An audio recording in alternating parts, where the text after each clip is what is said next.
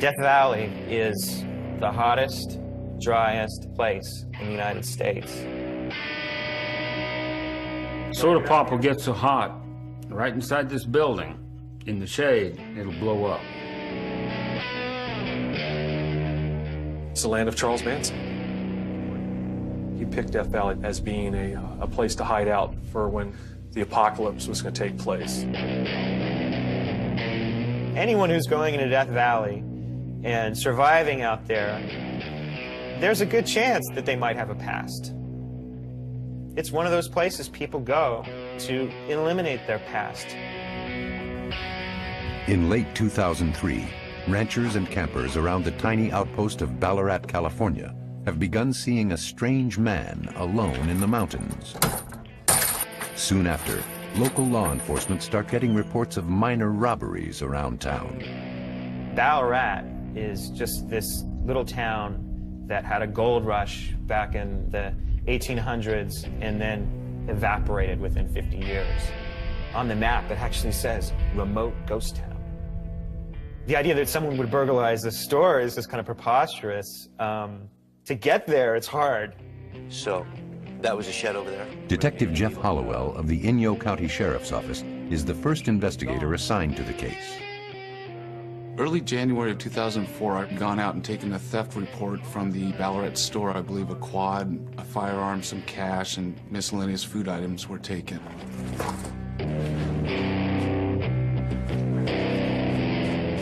They did leave tire impressions from when they drove out on the quads. They did leave foot impressions. And it's not the type of area that a professional would go after. There's not a lot there monetarily to be stolen. It just helps himself to a little bit of, there wasn't much food in there. I guess he got a little old motorcycle or something. He broke into a couple places around here and went back into the hills. And he wanted to hit our place. He wanted it bad because he knew that, you know, with me there would be food there, and that's what he was looking for. People were getting scared. If you're in that general area, your closest law enforcement can be 3 hours away. A lot of the people actually talked about taking up firearms and arming themselves in case they encountered this subject. We contacted the BLM ranger that's assigned to that area, Terry Allen, and asked him if he had heard any reports of suspicious people in the area. With tension mounting, Ranger Terry Allen begins searching the rugged terrain around Ballarat. Terry Allen started seeing a little campsite on the side of the road. Footprints here, maybe. ATV tracks there. And he started tracking him for, I think, 2 or 3 months. I was out there almost every day. And when I started finding his camps right next to the road, that kind of made me nervous. And I know he saw me. I know he saw me on numerous occasions. What he would do is he would see people drive by, go to the places that they were camping and watch them. And when they would leave their camps, he would sneak down and take food and clothes, whatever he needed at the time. He'd build up quite a bit of supplies.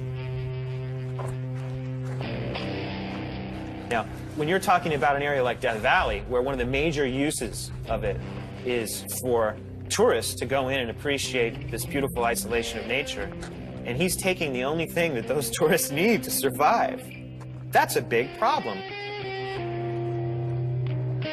Months go by, and the bandit continues to elude capture.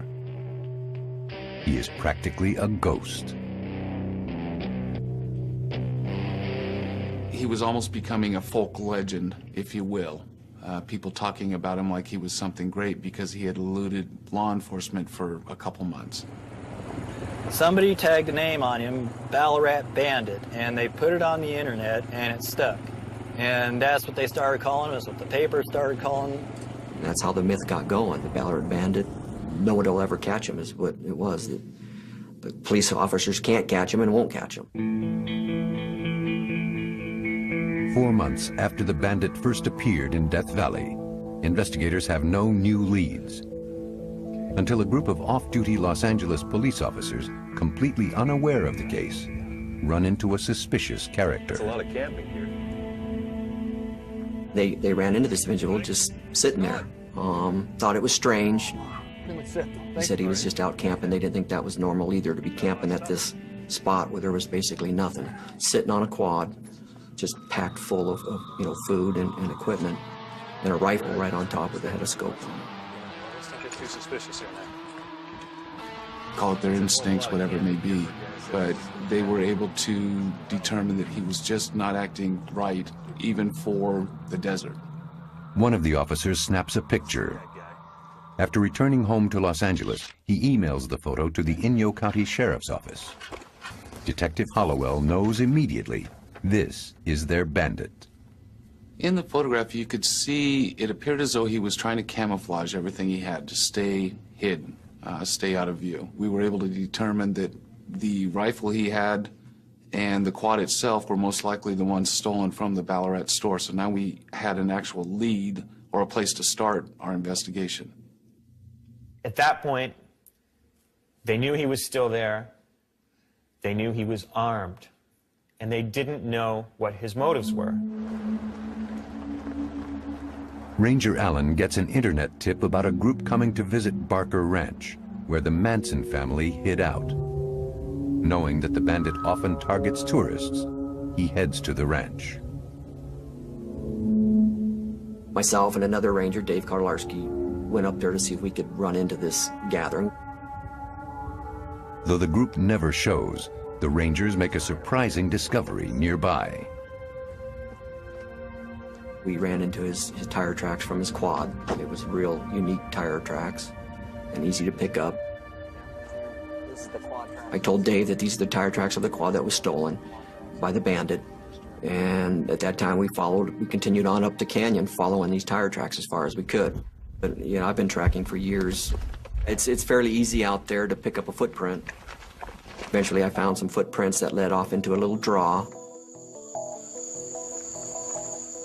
and started to follow them, and as I got just down a little bit, I saw a camp. As we moved towards the camp, an individual jumped up and saw us. Stop, police! And just immediately took off running. They got within about 50 feet, and the bandit just got up and sprinted down the mountain.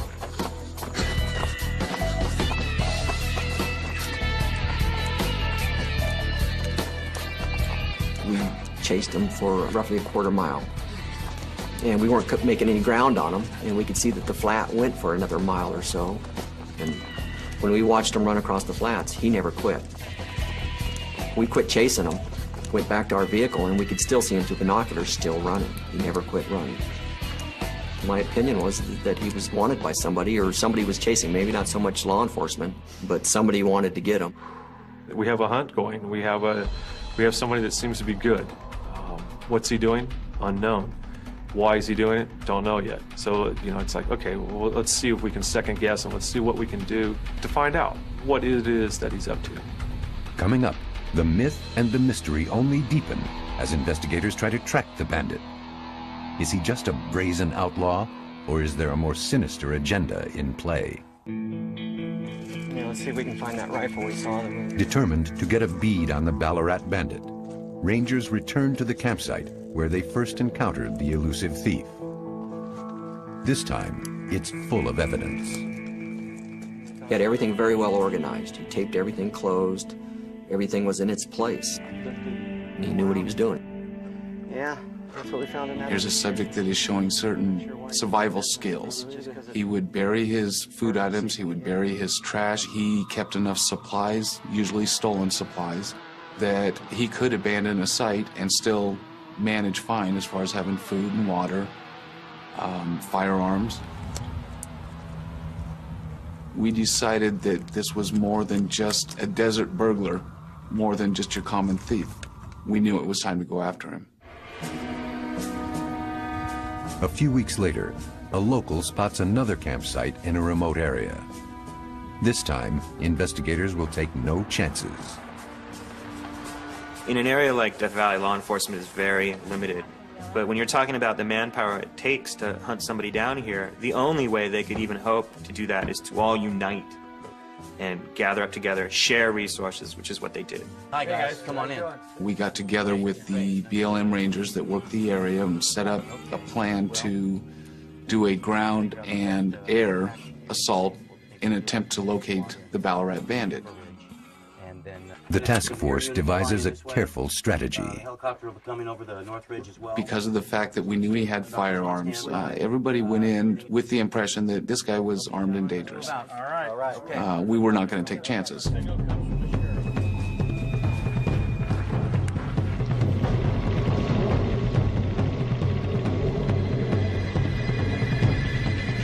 Our plan was to hopefully have a ground unit find him, and when he did his usual, which is take off running uphill, we'd be able to get the helicopter above him and actually insert our team to surround it.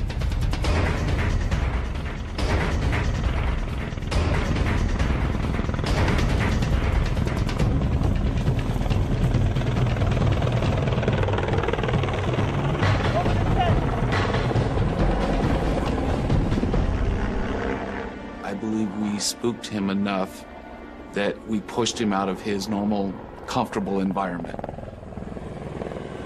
We spent the better part of a day looking for this subject and were never able to locate him.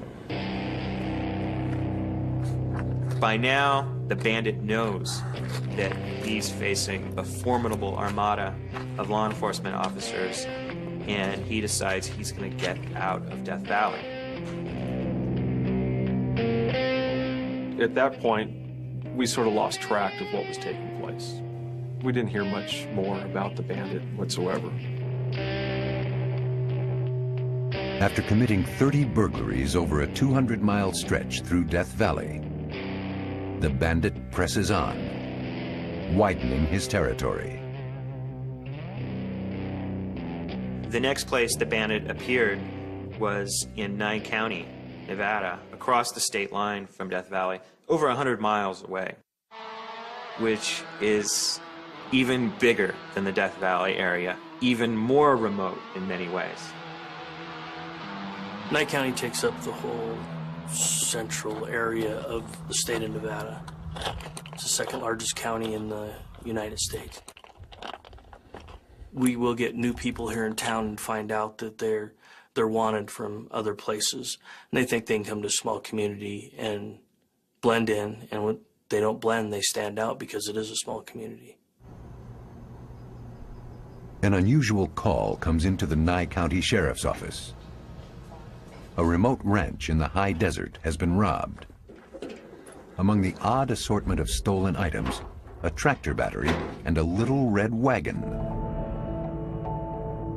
Investigators follow the wagon's tracks for 10 miles and discover a campsite and an abandoned Subaru. We found a whole bunch of weapons, night vision goggles, maps of the area. In that Subaru were 14 rifles and all kinds of camping supplies. The weapons, if he needed them to hunt, he needs one, maybe two. He had overabundance, which becomes a concern to safety for law enforcement and other people. Detective Guthridge runs the car's plates. And it came back wanted as a stolen vehicle from Death Valley. Guthridge immediately calls the Inyo County Sheriff's Office to find out more. I spoke with Detective Jeff Hollowell, and we concluded that we were dealing with the same person that they'd been chasing over there for months, and that this person was highly motivated in escape. Detective Guthridge comes up with a plan to ambush the bandit's campsite the following morning and catch him off guard. We went ahead and advanced on the campsite. There was no one there. As soon as they get to the campsite, they realized that he had just been there. They saw fresh footprints leading away from the site, so they ran after the footprints. They were headed right for the top of this huge mountain. Nowhere did 2 feet come together to signify that they stopped. They realized he had run right over the mountain. He had performed this almost superhuman feat. Usually when I get that close, I get to put handcuffs on somebody. And in this case, he got away. The campsite and the footprints led past markers, which all led me to believe that we were dealing with someone that had some military experience. Suddenly, investigators realize the mysterious bandit may be far more dangerous than anyone expected. Investigators on the trail of the Ballarat bandit are beginning to suspect that their quarry is actually a highly trained criminal. I was in the light infantry in the United States Army, and some of the things that we learned were these things that he was demonstrating. There were secondary fighting positions, little scratch out in the earth just to get your body down below the level of the ground that overlooked his campsite. We believe there was either some person that was ex-military that went off the mark, so to speak, that was, that was a threat. So we sent up additional manpower, in total 30 people, looking for this individual. But the posse's efforts are in vain. Over the next few months, the bandit remains at large, confounding investigators with his strange taste in loot. Items that he would take kind of blew them away. One of the things is that he loved to take spices. There was no spice that this guy didn't like. Another odd item that the bandit took from one ranch house was a collection of cassette tapes featuring these old detective stories, indicating that maybe he had a sort of playful sense of this game that was beginning to develop with the law enforcement officers. And now, from the files of the Texas Rangers, the case called Stick Up. It is early morning, September 6, 1938. They started really asking themselves, who is this guy? What does he want? What is he doing here?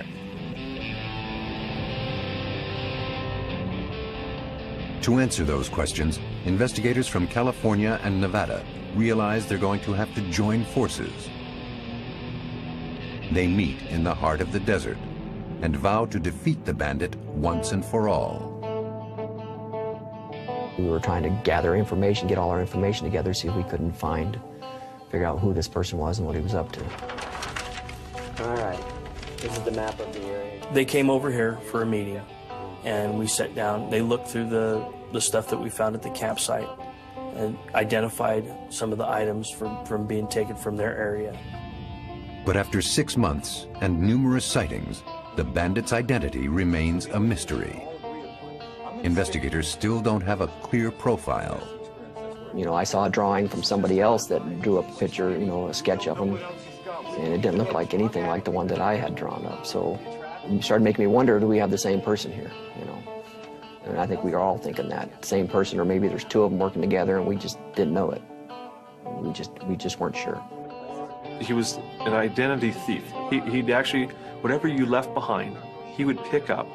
So if you had size 12 shoes, he became size 12 feet. If you had a small jacket, he'd take a small jacket. If he was a changeling, he became whatever you left behind, and that's what he was. One of the reasons that the bandit assumed such gigantic proportions in the minds of law enforcement is because he didn't fit into any of the categorizable criminal profiles that they like to use. They thought he was ex-military. Another theory was that he was a lifer in prison who had escaped, or was someone who was facing life in prison and possibly violent. But at the same time, he hadn't committed any acts of violence, and he didn't fit the profiles of any known fugitives. And then finally, he was camping out near military installations, and that ultimately led them to conclude that he could very well be a terrorist. Once we started looking through some of the items recovered out of the campsites, there was one there it was a military map. So that really increased the pressure to apprehend this subject. We believed that it may be a terrorist looking to scope an area out, especially after learning that he was in an area that wasn't too far from the China Lake, which is another top-secret military installation. Not only has the bandit been seen around China Lake Naval Weapons Center, investigators also realize he has several campsites on the outskirts of the notorious Area 51. Whatever the bandit's doing here, he's clearly in the wrong neighborhood. In the wake of the September 11th terrorist attacks, the threat level in the Nevada desert has just gone sky high. These are some of the most secure facilities in the United States, where some of the most advanced military research takes place. If you're a spy or a terrorist, it would certainly be a major military target. If we had an opportunity to stop something, whatever intent he had, we're not going to make it an easy target or an easy situation for him in our county. I told him, I said, I believe that he's not going to be taken alive. And if he has the opportunity, he'll try to engage you guys in a firefight. Officers from Nye and Inyo counties begin patrolling the desert day and night. They even enlist the help of the Department of Homeland Security for air support.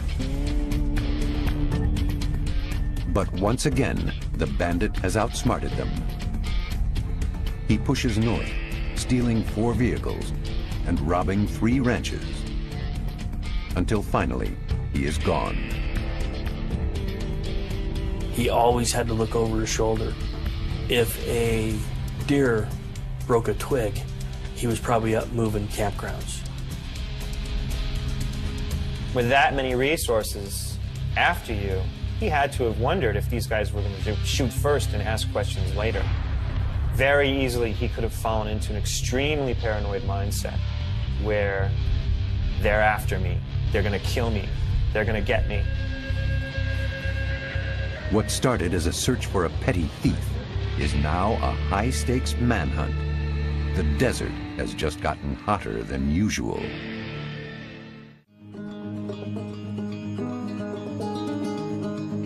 After setting off alarm bells by camping near military bases across the desert, the Ballarat bandit has mysteriously vanished. But Ranger Allen's instincts tell him this manhunt is far from over. I felt eventually he was going to come back to where it all started. If I saw him again, I wasn't going to let him get away. I knew that he'd been chased out of up there, so I started checking his old haunts in our area, and I went up to South Park Canyon again, to one of the cabins where he was originally seen. And as I got up there, I could smell smoke. And so I went up to the cabin, and sure as heck, somebody had been at the cabin. But it had taken off very quickly because on the table there was a half-smoked joint, which was unusual. Obviously, somebody got out of there real fast. The thing with the marijuana really surprised me because out of all the camps, we never found anything to do with marijuana or drugs. It makes no sense. On patrol a few miles away, Ranger Dave Brenner finds another potential clue. Just before I came off of the West Side Road, I noticed that there was a vehicle parked up one of the canyons. And I thought that was kind of odd. It's not something you would typically see in July. So I drove up that canyon to check to see what it was. And when I was looking underneath the vehicle, I found a 5-gallon bucket with pot plants in it. And it was unique, little seedlings. You know, you're talking 3 to 5 inches tall of seedlings of marijuana. Brenner seizes a rifle from an abandoned truck. He also finds a driver's license belonging to the owner of the Subaru stolen months earlier. With no phone service for miles, Brenner has to leave the scene to call for backup. And that's when I got on the phone and contacted the Sheriff's Department and said, we probably have the bandit back in our area. But by the time Brenner gets back to the truck, there are clear signs that the bandit had returned. He had kicked the door shut, which was not on the door before. So now we have a person that's upset, and he left a mark, literally left a mark on the door. By then, the bandit has returned, seen Brenner had been there. and takes off on an ATV. At that point, we've got another chase going on. Ranger Brenner follows the bandits' ATV tracks across the desert floor in 124-degree heat. I'm following the track on the road. The person would get on the road, he'd get off the road. So it was almost like he was trying to lead you away from the highway, but he's coming back to the highway.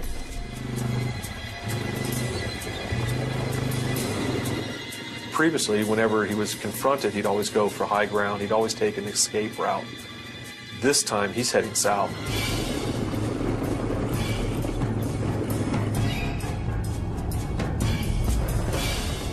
Brenner followed the ATV tracks for a distance of about 70 miles. From that point on, he was running against time. All the rangers and law enforcement authorities in the Death Valley area know that they are hot on his trail, and they're all looking for him. There was no way that he was going to escape them. Brenner chases the bandits' tracks through the night without success. The following morning, Ranger Patrick Shields is on his way to work when something catches his eye. I was coming on duty, and as I came down the highway, I saw an individual laying on the side of the road with a red plastic gas can beside him, right next to a call box. And that's when I had a feeling this person may be the guy we're looking for. Pat Shields calls in describing this man he sees, and Brenner on the radio says, "That's him, that's the bandit." So he swings around and goes back. When I got back to the call box, the person was gone. They know he has to be in that area. He's got the gas can in his hand. He's run out of gas. He's on foot, and there's nothing around there. He has overextended himself. It was believed at that time he was possibly out of food and out of water, dehydrated, malnourished. It was probably 110, 115 out, and probably was suffering from heat stroke or heat exhaustion. I said, this is going to end today. One way or the other, this will end today. And it's one of those feelings you have. You know it's going to happen. You don't know how it's going to end, but you know it's going to end.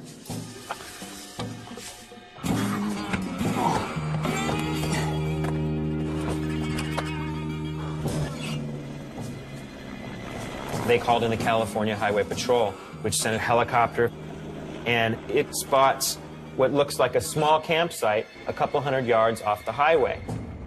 And now they know his exact position. We made an approach to where he was located in the wash, directly in from the highway, and then two officers from above coming down the wash.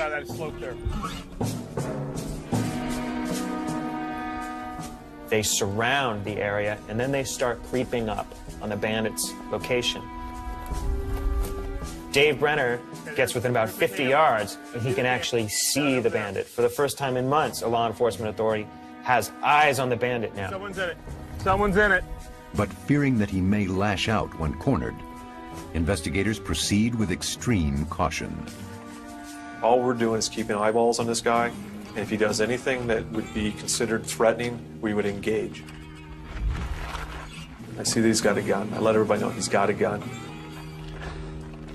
Within a split second of hearing the word gun, I announced, "Police, put your hands up." And he's surrounded. There's nowhere he's going to go. This is what in the Old West is called the end of the line. The law enforcement has you pinned. Police, come out with your hands up!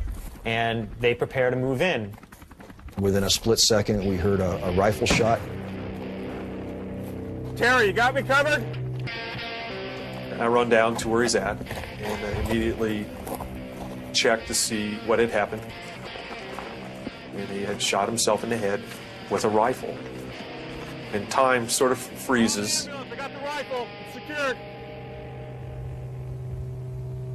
The 1,500-mile chase is over.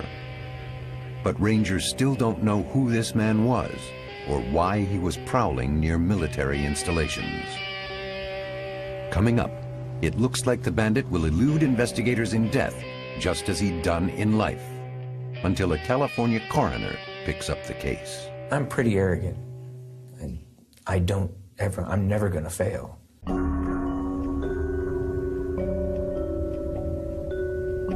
Following the dramatic suicide of the Ballarat bandit, rangers are stumped. We had no idea who the person was, where he came from, or where his family may be, any of that. Without having an identification on him, it was anyone's guess. Nor can they find any clues hinting at the bandit's motives. When he died, he took off all his clothes. He stripped off everything that he had been.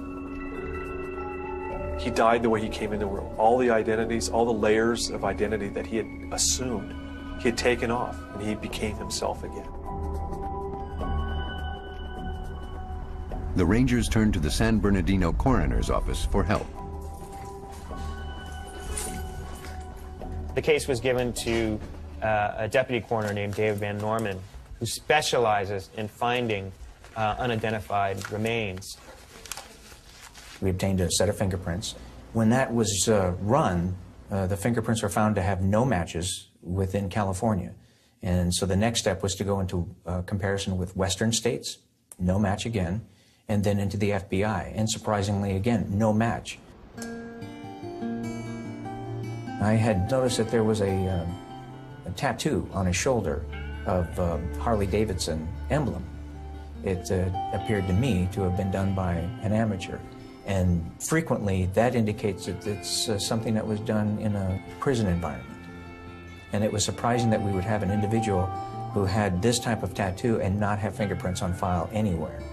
Even in death, he still escaped them because they couldn't identify him. It became his obsession, really, to find out who this guy was. I'm pretty arrogant, but I'm never going to fail. These individuals are under my care, and it's my personal responsibility to identify them so that they can go home.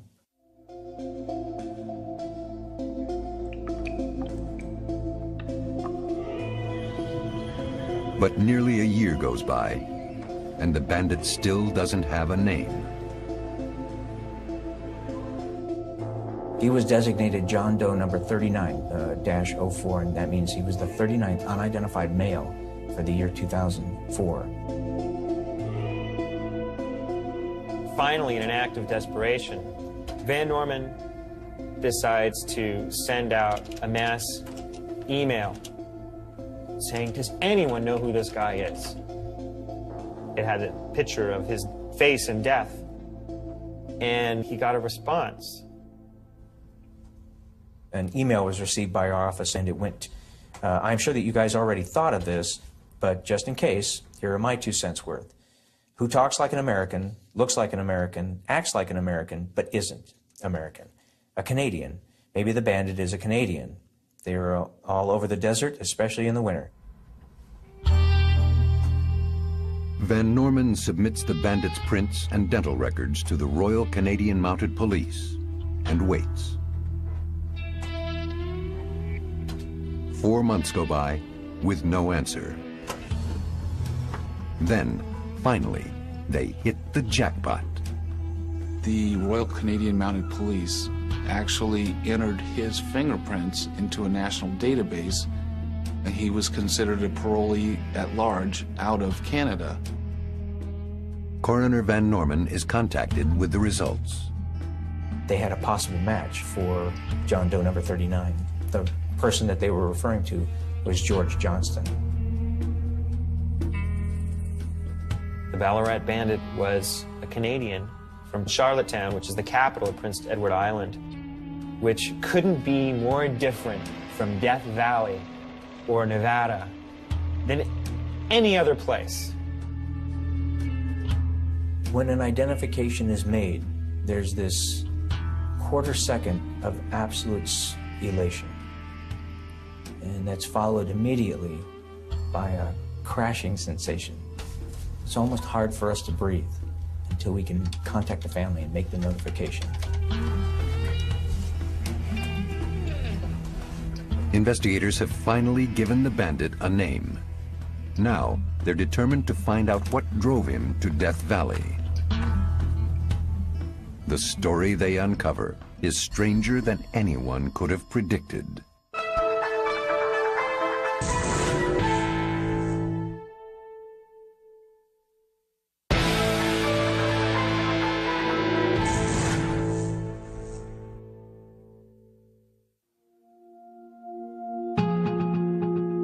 Investigators learn that before appearing in Death Valley, George Robert Johnston, known as Rob to his friends and family, lived an itinerant lifestyle with his wife Tommy and 4 daughters. We met in Ontario. I had just turned 19. Rob was 31 and a drywaller, very good at his job and very full of himself. I think we stayed together probably the first weekend we were together, and we were apart a week after that, and then never again. That was one of the most surprising things the law enforcement authorities later found out. They had suspected him of being a complete loner, but clearly at one time in his life, he had had this strong family group. It seemed for a lot of years that we were waiting to have a life. When we got to the perfect spot with the perfect job, then we'd settled down, and I don't think he knew exactly what he was looking for in the way of perfection. The closest we got was the desert. He liked that romantic mystique where a man was a man and a woman was a woman and a handshake meant something. You know, he wanted to be independent always and just at everybody's sight. After years of traveling under the radar, Tommy was diagnosed with leukemia, and the family finally settled down on Prince Edward Island. To make ends meet, Rob began growing marijuana, but the plan backfired. Johnston was arrested. He copped a plea deal, was sentenced to a few years in prison. He only ended up serving over 1.5 years, but it was enough to drive him absolutely mad. He fell apart. I think that was the end of Rob, right with that arrest. He wouldn't see the kids for months. After that, he really felt that he just ruined us. It was horrible. I think he had a nervous breakdown probably in the first couple of weeks that he was in there, and he was never the same again. When he was released, he decided that he had to heal himself, that he needed to do this on his own. So one day he told his family that he was leaving, that he was going to go south into the States and try to get his head straight, and that he would come back once he did. And that was the last they ever saw of him. When word from the coroner's office finally reaches Tommy and her daughters, they are devastated. It was 18 months before they identified him after his end in the desert. You know, you just have this image of here's just this guy they can't catch, and they've got helicopters and airplanes and trackers and horses and FBI, and, you know, in the end, what does it come down to? Just some crazy fella running around in the desert who thinks God's after him. The thoughts crossed our mind. Was he ill? Was he fatigued? Was he just tired? Having spent as much time in the freedom and in the wild, if you will, in the desert and in the mountains, running, maybe the thought of being confined in a small cell was more than he was willing to consider. I would think that his crimes were fairly on the minor side, and that to just give up would have been the way to do it instead of ending it the way he did, unless he just had some real adverse thing about going back to jail. You know, his freedom, he was free. He was out. If you see this country, it's vast. You're free. Didn't want to go back to jail. I don't know if he went crazy. I know that he always had to look over his shoulder, starting from Death Valley, through Nye County, to Washoe County, and back to the Death Valley area again, where he died. Never had someone run that hard before. Why didn't they go out there and try to help him? You know, obviously something's wrong with him. He's scared and running from something. He was scared and running from them. He maybe could run far and fast and do all kinds of great things, but he was just scared. Back to jail again? I don't think so. Don't make a man run. I sit back and I look at the people that are out here. You care a little bit more about them, and you realize that this person was screaming for help, and no one was hearing it. And I look at that anytime I run into something now that's sort of out of the ordinary. It's almost a call for help, and we're there. How do we intervene in that situation, or how can we help that person? Johnston lies buried in an unmarked grave inside the San Bernardino County Potters Cemetery, under the care of Dave Van Norman. Sometimes I wonder if he's not right where he wants to be, in the desert, in the potter's grave, very romantic. But it's not good enough for us. We'd like to have him home. Rob's family is still trying to raise the money to have his body exhumed and flown back to Canada for a proper burial. It's a story of a man who wound up in the wrong place at the wrong time. Had 9/11 never occurred and the country wasn't so worried about terrorists, he would have been just an outlaw. But now he became a terrorist. And that elevated him and elevated the pursuit to such a level that it was ultimately damaging.